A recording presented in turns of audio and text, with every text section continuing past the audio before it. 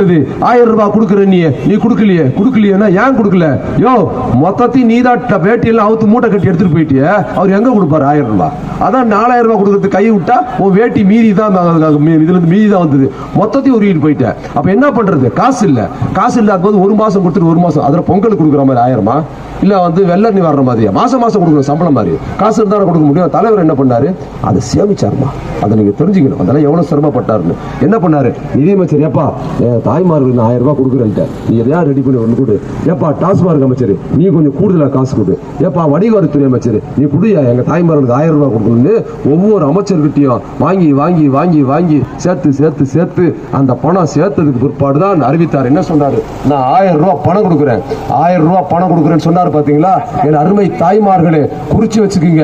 உங்க வாழ்க்கையின் தலைவர் அறிவிச்சிருக்காருல, உங்கள் வாழ்க்கையின் இறுதி காலம் வரை அந்த 1000 ரூபாயை தலைவர் தந்தே தீர்வார்.